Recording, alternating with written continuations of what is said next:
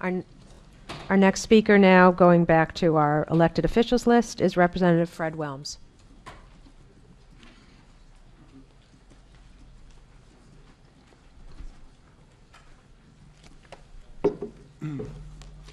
Good afternoon, Madam Chair. If I could indulge the committee, Representative Morris and I would like to speak together. Terrific. You have your 3 minutes. Thank you. Fair enough. We'll see how good that goes. Chairs Schlossberg, Fleischman, Boucher, Ranking Member LaValle, thank you so much. We're here to testify on behalf of Senate Bill number 2. We understand that that represents potentially a new way of looking at ECS, especially in light of the CJEF lawsuit.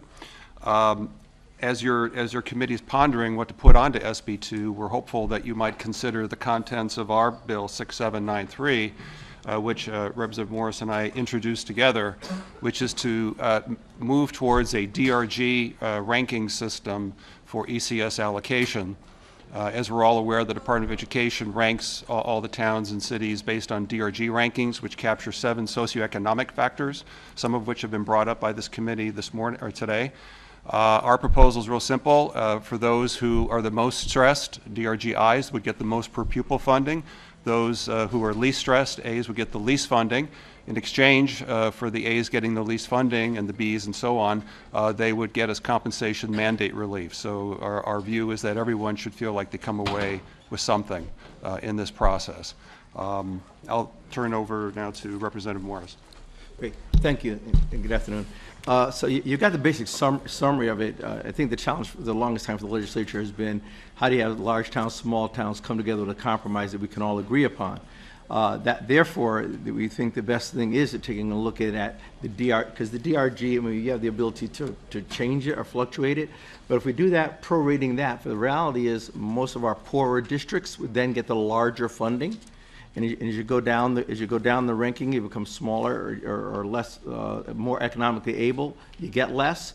But many of the meetings we've already had with a lot of the superintendents, primarily in Fairfield County, said that listen, getting mandated relief would make a big difference.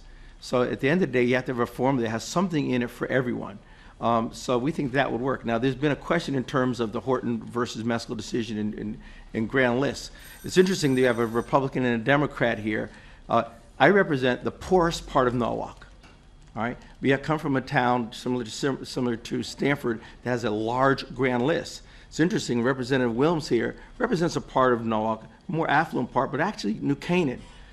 So you have a Democrat and a Republican who actually are coming here to say that, listen, we probably have the greatest diversity if you want to take a look at, and probably even what would be differences and what would make sense.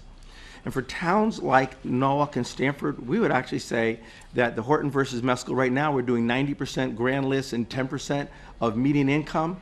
The last time we looked at this, many of us will argue that a town's wealth should be more so based upon your median income. Because in my town, I have people that have had their homes, whatever, they're house rich, they are cash poor. There's no way that they're gonna add more money to our budget. So I've got kids who look just like those in New Haven, Hartford, or the poorer parts of the state who now are not getting properly educated or are given the same kind of resources. So this would make a bigger difference for us, even if you could take that 90-10 and make it a 60-40, or even if, because the committee has the ability to do it, to say that, listen, we have a few towns, and by the way, if you were to just to take a look at the top 25% towns are on the Grand List, and those are the bottom 50% in median income, it will come to about 12 towns. We've done carve-outs in other ways, but if we really fully understand it, at the end of the day, we want to educate all kids in the state of Connecticut. And we recognize that poverty is a major indicator that a kid is likely to fail. So we want to take on our responsibility and fulfill the CJEF mandate. It is better that we actually take a look at leveling the playing field in that way. And those are the 12 towns. And for everybody else, since we're not spending more money, because I'm not asking for more money, we've actually come up with, that's how you'll do the distribution, and we think that'll be a fair way. Thank you so much. Okay. Thank you, Representative Fleischman. Thank you very much. I appreciate your advocacy and your passion. I'm a little confused as to sort of some of the sources for your positions. You talked about the CJEF mandate. So there's a court case that was taken up by the Supreme Court. It's under appeal. So there is no mandate from the CJEF lawsuit. Decision, not mandate. The mandates that we face come from Horton v. Meskill. There was a Horton v. Meskill 2 that upheld a state formula that was basically premised on adjusted net equalized grand list, and then Sheff versus O'Neill, which addressed some of the inequities in the Hartford region. Those are the settled laws that we have to uphold. So what Horton v. Meskill focused on was equalized net grand list because that represents a community's ability to raise funds for its schools, right? Property taxes are the means that we give to municipalities for raising funds. Income taxes go to the state of Connecticut. So if you start talking about the level of income wealth, that tells you how much your residents may be paying to the state. It tells you how many people are in poverty and may have children with extra needs in education, which I grant you I think is a very fair point.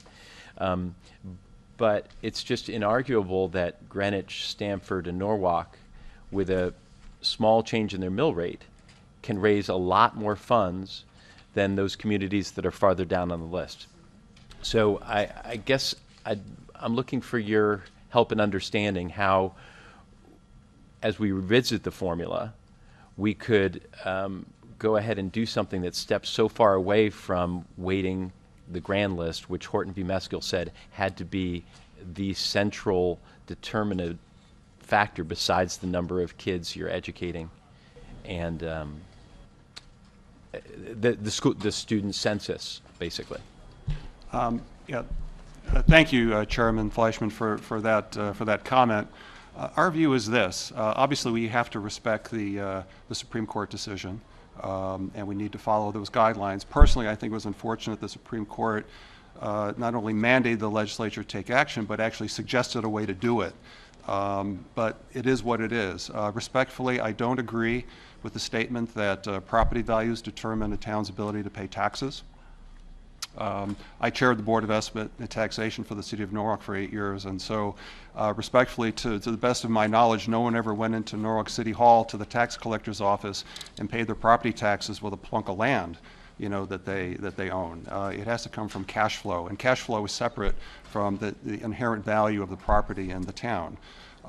Secondly, in terms of where we have to work now within the parameters of the current Supreme Court decision, we certainly respect that. I know there's been some discussion. Right now the formula is 90-10. It appears that the formula could be revised down to 60-40, 51-49, and one possibility would be to make that income component maybe based on the DRG system. So our proposal would work within the current framework.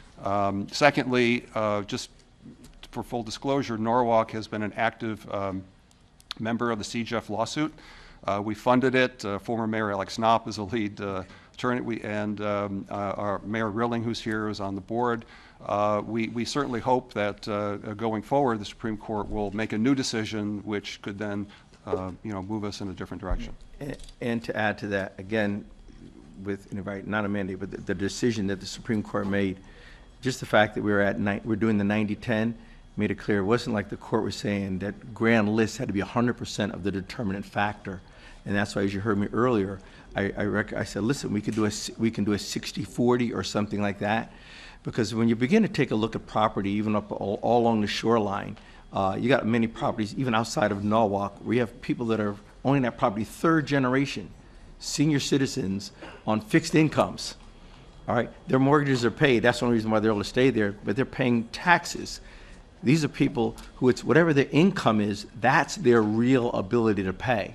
And that's why we've always argued that median income ought to be within the formula weighted more so than what we currently do. Because it is that is a more realistic ability of, I have people in Bridgeport, for instance, who has one of the highest mill rates going. If I said, well, listen, because of your commercial properties, we can add another 1 or 2%. The reason we don't do that is because we know the people there, their median income is so low, they don't have the ability to pay if you add another mill rate. So it's the same thing in a Stamford, a Norwalk, and some of the other coastline areas. Again, if you would come to if anyone were to come to my part of South Norwalk, it is as poor, if not poorer, than some of the other larger urban cities in this state. Our school system right now, I believe our minority percentage is over 62%. Our free and reduced lunch. 50%. Is it 50%? Because when you're in a community like that, those who may live in the more affluent areas, they can go and put their kids in private school. But that still isn't helping the fact that if you have the larger central core of my city, is median income, they're blue collar workers, or they're people that are service workers with working 2 and 3 jobs, minimum wage jobs, I would add, at a rental, I mean, how many of us could afford to be in a rental for a 1-bedroom apartment at like $1,500? Can't afford to do it, but that's what happens in the community in which I live. Thank you. And by the way, and those are the kids who we as a state have responsibility to educate. And we've been beyond the point, I know, in Norwalk, where our community has the capacity to do so. So I'll just end on this one last thing to give you an example. Danbury, fantastic town, is very much like the city of Norwalk. And the dollars they get, I believe that they're due, they should have those dollars. All right? The only difference between the city of Danbury and Norwalk, their median income is about $10,000 less than ours. Their grand list is significantly lower. They get twice the amount of money we get in ECS for similar populations. There's no rhyme or reason to that. So the recommendation we give would work well for us, and not just us. I think it actually solves the problem that we have for the entire state, because for most of the legislators I've talked to from smaller cities, Madam and Mr. Chair, they said, listen, give me mandate relief, and I'm a happy person because I'm not getting that much in ECS anyway. The mandate relief makes it. And for those with the larger towns, they said, listen, this makes sense. It's more fairer. By your DIRG, you've already determined that we have the greatest need. Thank you. Well, you'll be happy to know that mandate relief is something that we're working on in a bipartisan manner in this committee, and that, knock on wood, I think will move forward. You're a strong and effective voice for the positions you hold. I agree with much of what you said. There are people in my town and every town who have difficulty paying their property taxes. Nonetheless, the equalized net grand list is still was the focus of the Horton v. Meskill decision. We'll continue the dialogue. I'm sure you'll be talking with friends from Danbury who will point out to you that, in fact, that they have a much lower grand list is a major factor for them. But it's really valuable that you've done such a clear job in explaining your position. I appreciate it. Thank you. Thank you. Representative McCarthy-Vahey. Oh, no, don't go anywhere. Don't go anywhere. I was kidding when I said 3 minutes. You knew that. Representative McCarthy-Vahey, the floor is yours. Thank you, Madam Chair, and thank you to both of you, Representative Wilms and Representative Morris, for being here. And this is a really interesting conversation for me, and I just wanted to follow up in terms of the comments, or one of the comments or questions from Chairman Fleischman with respect to the mill rate and property taxes. And one of the things that strikes me is that in your community, when you talk about folks being able to pay their tax bill and walking into City Hall or Town Hall and cash flow, is the difficulty of the loan market.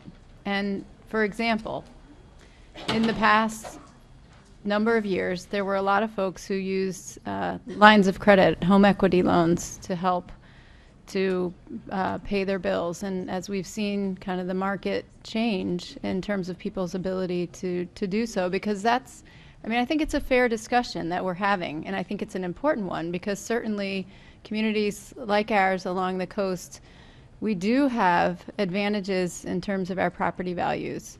But I wondered if you're seeing that in your community, folks who may have been able to take advantage of some of those benefits having a property of value, and how that's changed. Well, thank you, Representative, for that question. I guess I could put on my other hat. I am a banker when I'm not here, and certainly when someone applies for a home equity loan or a mortgage, and they need the proceeds maybe to live day to day or handle their expenses, certainly banks look at a number of criteria. One, of course, is the appraised value of the house or the property. But secondly, they look at cash flow. They want your personal income tax statements. They want to see your pay stubs.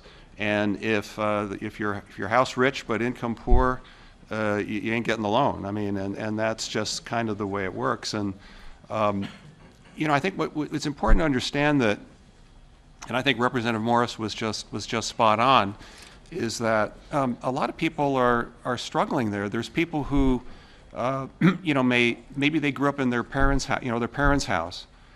They couldn't afford to buy their own parents' house based on the income that they're making, and they're still there because maybe their parents helped them out and let them live there. So they're living in this great house that they grew up in, that their parents helped them out with. But would they be able to get a mortgage on that exact house with their current income? Well, the answer is no. Or what if you do as someone who lives in, let's say, Rowayton, which I think we would all agree is a beautiful, very affluent, beach community section of Norwalk, mega homes. But if you're retired and you're on a fixed income, and then you have to be, and then you're told you got to pay $40,000 in property taxes, that's unsustainable. And so, there are these realities where there's these wide divergences from equating the value of the grand list of a town with the ability of its citizenry to pay taxes. Thank you for that. And I really appreciate both aspects of this conversation, because I think that there are arguments to be made that there are folks who have different choices in different communities, but the common thread here that I hear, whether we're talking about grand list or about income, is that we focus and make sure that we prioritize the needs of our poorest and most in need students. And so I appreciate that part of the conversation. Thank you, Madam Chair. Thank you, Representative. Representative Lavielle. Thank you, Madam Chair. Good afternoon, both of you, representatives, and Good afternoon. it's very. I'm very pleased to see two colleagues from the Norwalk delegation here. Thank you for coming and for your clear testimony. I think you've made your arguments very clear. I share them, so we don't need to go through that. But I do want to ask you a couple of other questions in the spirit of helping us as we think on the Education Committee about where to go to end up with a formula that indeed offers every student in this state, no matter where they live, a quality education. That's all of our goal. So one question for you. As we talk about ECS, we know that there are some other types of funding, Alliance District funding, whatever. Norwalk gets some of that every year, or has for the past few years. What is your feeling in terms of the importance of funding coming in particular through the ECS stream, as opposed to another one of the line items or funding streams? I need to make sure I understand the question. Are you saying rather than it coming in as an Alliance District grant, it'd just be a part of the ECS grant? Well, let me phrase that in an easier, less convoluted. Sorry about that. Would you like to have more of your funding come through ECS than by any other means? And if so, why? And do you think that makes a difference? I think the reason we ended up having to do the Alliance grants was because the fact that the existing ECS grant itself had become so convoluted that it wasn't meeting the goals that we had. So if we take the criteria for an Alliance grant, all right, which again heavily weights poverty, and there's certain indicators, and those are the same indicators that we're using within an ECS grant in terms of how we're weighting formula, I have no problem with that happening. Because in fact, given the example that we gave, You've used DERGs as the as your major criteria. I think all of your DERGs would help end up getting the Alliance grant money anyway. Although those the H and I DERGs, that money is going there. So me personally, I wouldn't have a problem with that as long as we're it's just like whatever you want to wait for special ed. There's a specific need that is there. Fine. You're doing something specific. I wouldn't have a problem. At the end of the day, it's are we directing the dollars to where the greatest need is? Now, I'm certain my superintendent, if he was sitting here today, barring if we didn't fix this anytime soon, and I'm pretty sure every Alliance district that is here would say, if we're not going to fix this, the only way that we are going to improve education in the state of Connecticut is by being that very deliberate, by continuing to do the Alliance grant funding. Because at the end of the day, when you take a look at where the state of Connecticut ranks among every other state, the only thing that's pulling us down in terms of numbers are those districts where we have unmet needs, which are primarily those H and I DERGs. And just to expand on Representative Morris's response, one of the advantages that we think of the DRG system that we'd like to commend for your consideration is that it encompasses, well, first of all, it's determined by an independent agency. It's not determined by the legislature. And I think having a third party brings objectivity to the process and might reduce some of the irrationality and unfairness around it. But there are 7 criteria that the Department of Education uses to determine a DRG ranking, and they are median family income, which already exists here, parent education levels, parent occupations, family structure, the percentage of students eligible for free reduced school meals, home language, which was a question that come up earlier, and district enrollment. And so, these 7 measures of socioeconomic condition, we think certainly would more accurately portray what's actually going on a day-to-day basis. Yeah, actually, the more that he's given that answer, I think that really does give you the answer of a way for us to no longer have to have all these other different subsets of grants. Because we did talk about earlier, you have criteria right now within your DERGs. If you have that independent agencies taking a look to say, listen, within DERG I have a large portion of some other major indicator, all right? At any point in time, you're able to move, I would believe, districts from one DERG to another if their criteria now met something else in another DERG. And you wouldn't have to change the formula. No need for ever changing the formula in the future. Just one final question, specifically, as you look at the formula as it stands now, and I understand what framework you're suggesting, but as you look at the formula as it stands now, or any suggestions that have been made in the recent budget proposal, are there any other factors like, poverty, how ELL and so on and so forth, any that you'd like to comment on or think are relevant for us to consider, or would that all be taken into account with the DERG system? Yeah, I thought that had already been implied in what I had shared. Whenever I talk about the major indicators, because those standard indicators are there. Certainly we know if you've got a large ELL population, there's an additional cost. There's an additional cost to make certain that happens. So yeah, I thought that was already implied in that needs to be the additional consideration. Free and reduced lunch. I've always been an advocate of when you start talking about money follows the child or whatever, that we need to take a look at Title I funding, the number of kids who are considered as part of your Title I funding, because that helps you to understand poverty, and that's a standard across the board for regardless of which district that we're in. I guess also just to elaborate, it would seem to me that since we do need to respect the current Supreme Court decision, that we could potentially, I guess, keep the grand list value, at let's say 51% of the formula, and we could make 49% instead of it being just family median income. It could be the DRG rankings. So it seems to me that would be. I'd like to commend that as something for you to take a look at, and I think it might be consistent with current law.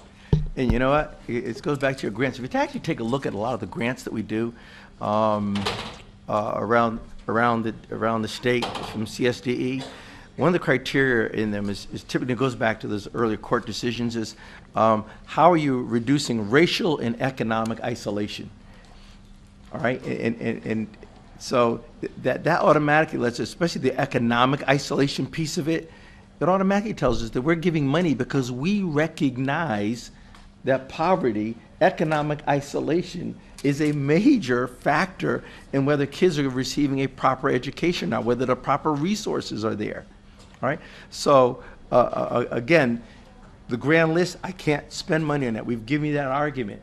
Hopefully everybody's hearing the larger piece, because we've been funding all these different separate streams, extra money, different ways, whether it's accountable for or not.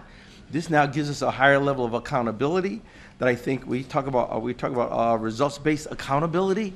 Well, guess what? If we're using this one kind of, these certain common catch baskets for how we're determining how we're funding, and based on those specific needs, I think we have a better ability to measure the effectiveness as well for those populations in those communities. Thank you very much for your answers. Thank you, Madam Chair. Representative Belcito. Thank you, Madam Chair. I just have a very short thing. I just met with a person called Katie Roy. I don't know if you know her. Yes. She is excellent. I would recommend that you contact her. I have her address and everything else if you want that. I think she could be very, very helpful in this area that you're working on. Representative Belcito, thank you very much for those comments. I fully agree with you as the past president in the last session of the Black and Puerto Rican Caucus with your Senate chair. We did a public informational session. It's worthwhile for legislators to go back and take a look at, because Katie Roy was there and she provided excellent testimony. Because with her Policy Institute, they're able to provide different iterations based on the different criteria that we're talking about what that would look like, you know? Just like the criteria that we've just given here today, that if we were to actually take all of our different towns and say, this is what goes in this DIRG and this DIRG, and they could play with the numbers very easily, rather than us jumping all over the place, I would highly even strongly recommend that maybe this committee may want to do a forum with her doing that at some point, with all the different iterations that we're all taking a look at, because then people could find out at the end of the day, where do you stand? The premise that Representative Wilms and I came together on is that at the end of the day, it doesn't need to be a Republican or a Democratic solution. It doesn't need to be a rich town or a poor town solution. It needs to be a solution that benefits everyone in the state of Connecticut. And for that to happen, we've already had a system where those that are wealthy understand that, you know what, yeah, you've got to carry the burden for those that don't have. But yet, there's some accountability that they want. And for those that don't have, all right, they're saying, listen, we need to make certain that uniformly happens throughout the state. So Katie Roy, I would certainly encourage this committee to utilize her services. Yeah. Thank you, and she will be appearing later today.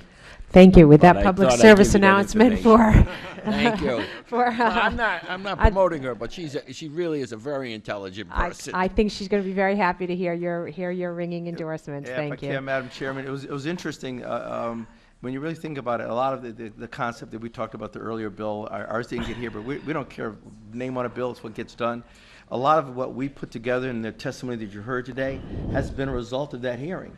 That really talked about mandated relief, and everyone universally saying, yeah, that's how we get there. So that's the no-brainer part, all right?